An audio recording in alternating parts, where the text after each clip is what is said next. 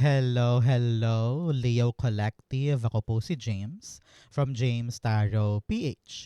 Ito po ang inyong mid-month reading para po sa inyong buwan ng Marso. So kung ano pong mga impormasyon pa ang dapat mong malaman today, kaya sit down at pag-usapan po natin ito.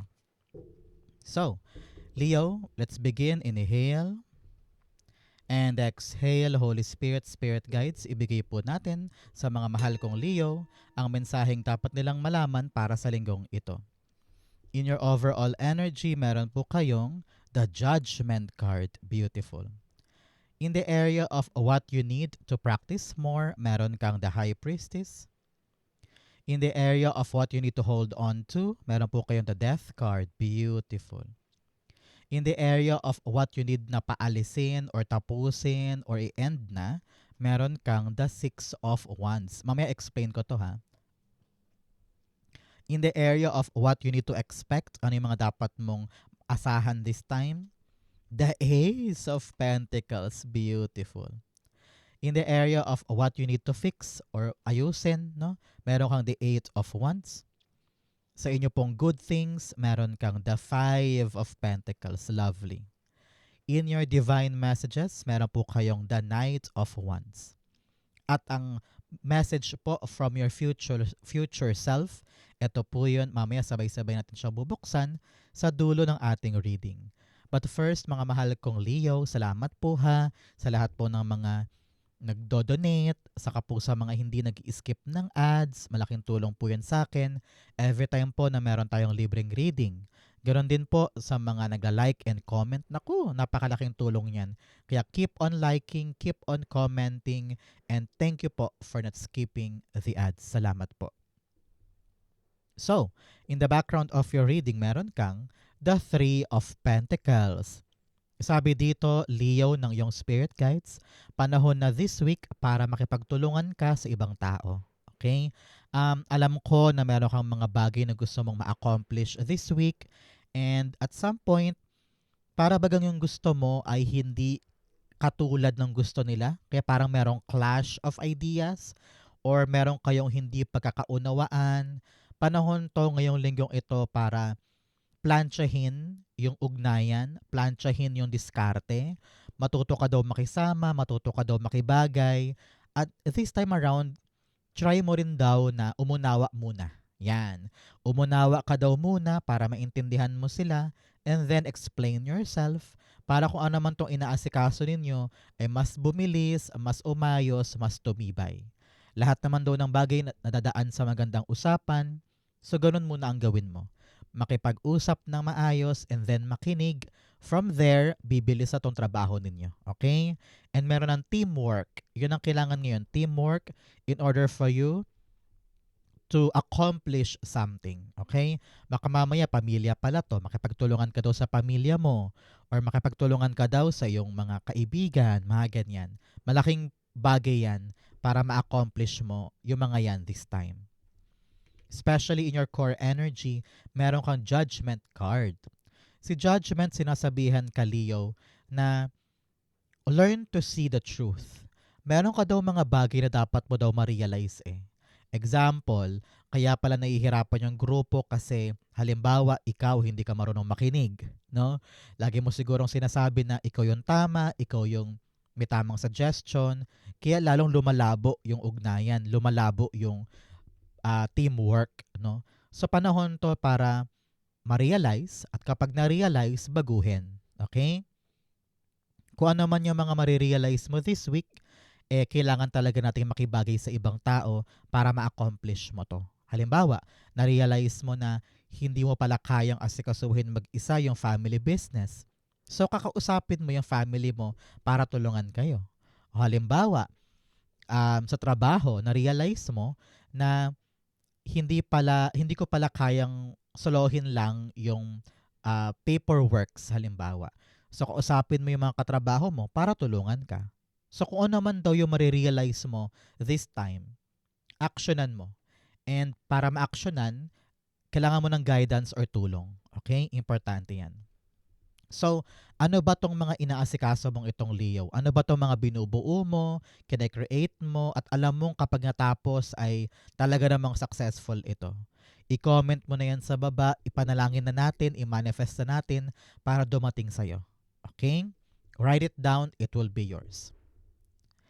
In the area of what you need to focus on and practice some more, meron kang the High Priestess. Sabi dito, magtiwala ka sa iyong intuition. Nagigising ka na, di ba? Nagigets mo na yun na parang, ay, mali ata ako doon. Ay, parang mali siya. Ay, parang may something dito. Kung ano yung mga nare-realize mo, actionan mo. At maniwala ka sa iyong intuition.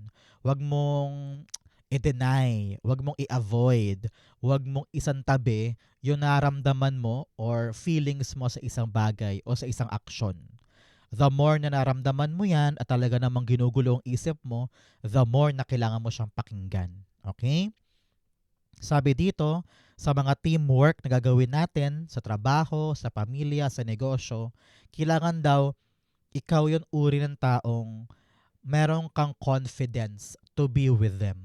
Kasi kung wala kang tiwala sa sarili mo, parati mong iisipin na, sige kayo na lang, much better naman kayo, mas magaling kayo mag-isip, kayo na lang. No.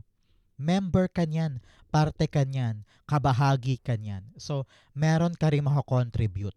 Kaya wag mo laging isipin na mas magaling sila, sila na lang bahala. No. Be part of the conversation. Be part of the meeting. Be part of the creation. Meron kang ibubuga. Meron kang talent and skills na kapakipakinabang dyan. Kaya maniwala ka sa iyong sarili, okay? Make sure na hindi mo hahayaang sila-sila lang. Maging parte ka, sumama ka, makibahagi ka dahil meron kang maibibigay doon, no? Ramdam mo naman 'yan eh, alam mo naman yung mga dapat mong gawin and stick to that. Okay?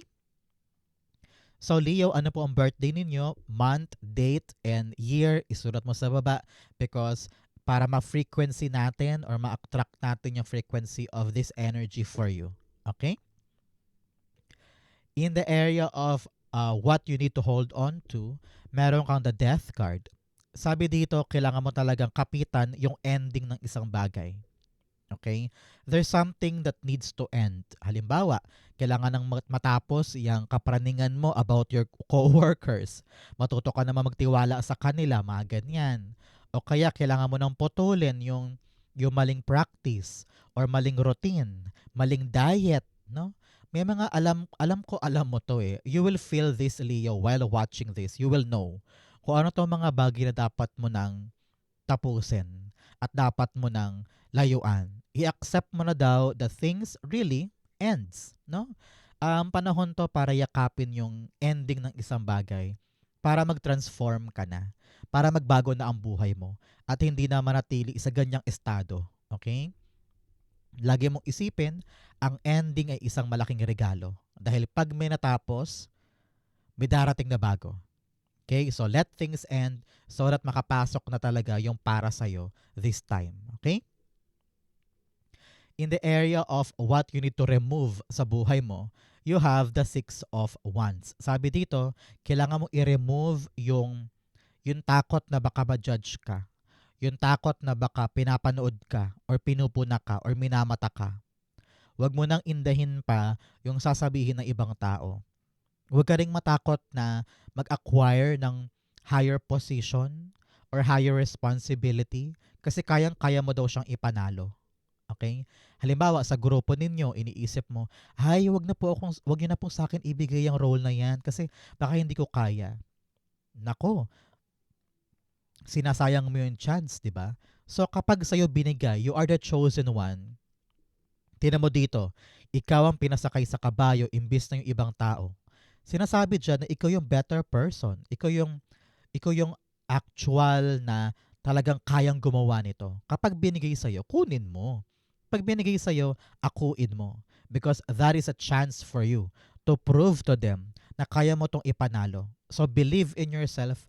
I-end mo na yung mga self-sabotage mo para tunay ka talagang makaabante at manalo. Nakita ko dito chance mo na to eh. Pagkakataon mo na to eh. Sasayangin pa ba natin? Di ba hindi? So, if you are nearing the finish line and the success and victory now, kailangan mo ma-realize kung ano yung mga dapat mong itama para ito yung magdire-diretso sa iyong tagumpay. Kaya nga payo ko, wag mo nang isipin talaga yung ibang tao. Do your best, do your thing, mind your own business, and hayaan mo silang magkwentuhan, hayaan mo silang mangmata, ang importante ikaw. So focus tayo dito para, boom, makuha mo to. What you need to expect, kaching-kaching. New biyaya, new money, new opportunity, new blessing and grasya. Okay? May darating sa'yo, this time Leo, na pera o pagkakataon. Maaaring may magbayad na sa'yo ng utang or pahiramin ka ng someone in your life para meron ka magamit sa gagawin mo ngayon. Some of you, bigla-bigla makakatanggap ng tawag na approve ka na, nakapasa ka na, nakapasok ka na, sa'yo binigay yung isang bagay, kaya naman ikaw, gumising ka na dyan, yakapin mo ito, ilaban mo ito. Kung kinakailangan makipagtulungan sa kanila at makisama sa kanila, gawin mo. Para lamang totally mapiga mo itong bunga na ito in your name. Okay? Panahon to para hindi tutulog-tulog. Panahon to para ilaban itong bagay na ito. Okay? Sabi ng yung spirit guides, itong bagong blessing or chance or pagkakataon, ito ang susi mo for bigger things. Kaya huwag ka masyadong choosy pag nakita mo, ay yan na yung blessing ko, yan na yan. What if pauna lang yan?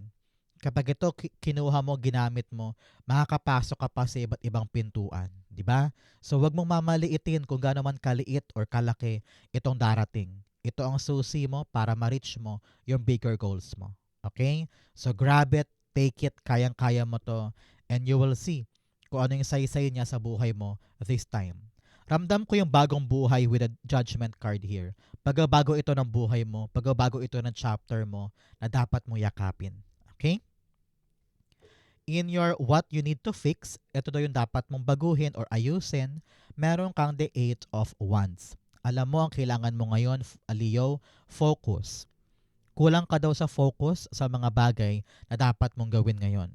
Nakita ko marami kang distractions, siguro palagi kang niyayaya ng mga kumare mo, o kaya babad ka ngayon sa phone, panonood ng Korean dramas, or sanay ka ngayon na ma-distract palagi, o umiiwas ka sa mga bagay na dapat harapin na, pinapaantala mo, pinapatagal mo yung proseso kahit kayang-kaya mo namang madaliin, no? Sabi dito, we need to act quickly. We need to act actively, no? Para sa mga paparating. May darating sa iyo na mga magagandang balita Good news after good news after good news. Pero ang problema dito, baka mamaya iisang tabi mo or magningas kugon ka or sabi mo bukas na lang. Baka magkaroon ka ng marami excuses. Panahon na para kunin mo yung chance, mag-focus ka dito para talagang ang daan mo ay makapunta ka sa kaching-kaching. Okay? Importante yan for you. In your good things, ascending the mountain, keep going forward. Yes, keep going forward. Pasaan ka ba? Dito sa blessing. Ending ng hardship with new thing. So dire-diretso mo lang daw yan, keep going forward para makawala ka na sa struggles. No? Nasa fortune mo to, sa good things mo, si 5 of Pentacles. Nagbabago na, nag-change na yung kapalaran ng struggles mo. Kung ngayon dumadanas ka, Leo, ng problema sa pera, problema sa health, sa trabaho, sa career, sa negosyo, kung ano man yung struggles na yan, makakaasa ka, this is your sign, gagaan na yan, magbabago na yan. Narinig ko talaga, may tutulong sa iyo May magbibigay sa iyo ng helping hand, gabay, payo o pera na magpapagaan ng sitwasyon na ito. Kaya matuto ka, Leo, na makipag-ugnayan, makipag-communicate, makipag-collaborate because these people will help you para gumaan tong mahirap na ito. Kung ito man ay kapatid, kamag-anak, magulang, or mga anak mo, o kaya katrabaho mo, best friend mo, these people will be instrumental para ikaw yung makalaya sa hirap na yan, sa kalbaryo na ito. Okay? So good luck and congrats po sa pagkawala mo struggle. Panahon na para talagang mag-end yung struggle na yan at makapasok na yung new blessing na magpapaangat ng buhay at magpapanalo sa'yo. Okay? Congrats po. Ngayon pa lang manlibre ka na. Napakaganda niyan for you. In your divine messages, meron kang a new start is coming. Talaga namang bilog na bilog. Oh, talagang nakompleto mo na yung cycle. You are completing something at papasok na yung bagong bagay. Para siyang portal, no? Papasok ka sa portal and you are now entering a new level of your life. Congrats po. In your divine messages, the Knight of Wands. Sabi dito, ganahan ka naman.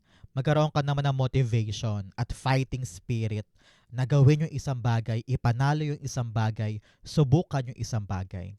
Huwag kang papadala sa mga takot mo, sa mga inhibitions mo. Huwag mo laging isipin na hindi ko ata kaya, sa iba nyo lang ibigay. No. Grab the opportunity, take it, and enjoy the journey. Kapag na-enjoy mo daw yung journey, talaga namang dyan ka talaga magtatagumpay. Sabi dito, use love. Use your passion. Kapag passionate ka sa isang bagay, kayang-kaya mo itawid hanggang sa maipanalo mo siya. Okay? Kaya sabi dito, wag mo nang pagdudahan pa yung gagawin mo. Kapag dumating, sabihin mo na lang, sige, try natin. Sige, subukan natin. Baka pwede sa akin yan. Do not doubt anything. It will be a good time for you. Okay? Ito ang outcome mo, ang message sa'yo na yung spirit guides at the future self. But first, bigyan muna kita ng fortune cards. Meron kang mountain, major challenge to overcome. Tingnan mo naman, ilang mountains na nandito. 1, 2, and 3. Talagang meron kang malaking pangarap. Meron kang malaking goal this time. At sinasabihan ka talaga na abot kamay siya eh.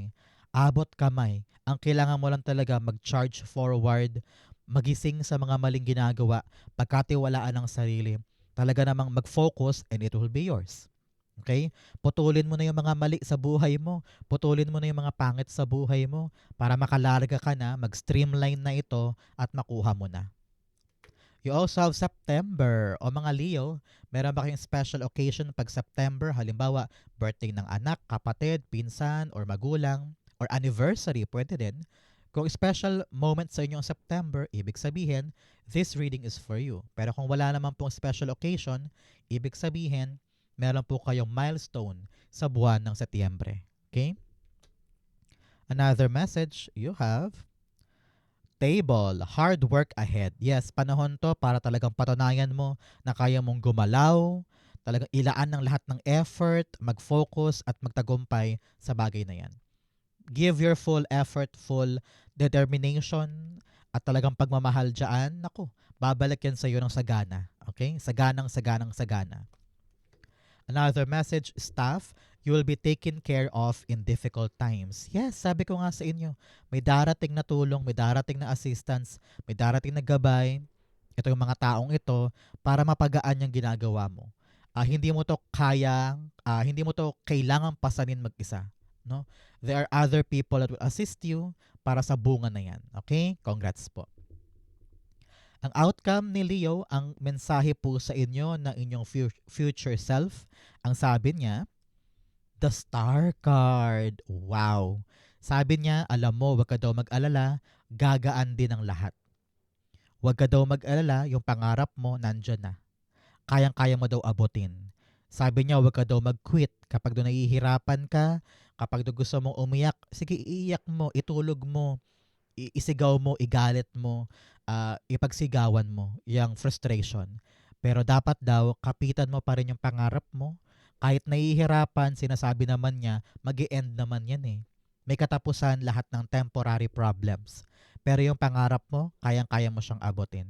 Pinapayuhan ka din to drink a lot of water, matulog ng tama, nourish yourself, kasi panahon na to, start na to, ng pagbuti ng buhay mo. Okay? Believe and it will be yours. Believe and it will be yours. Okay? Kayang-kaya mo yan. So Leo, yan po ang inyong special mid-month reading. Saan po kayo nakaresonate? Comment lang po kayo sa baba. Babasahin ko po yan.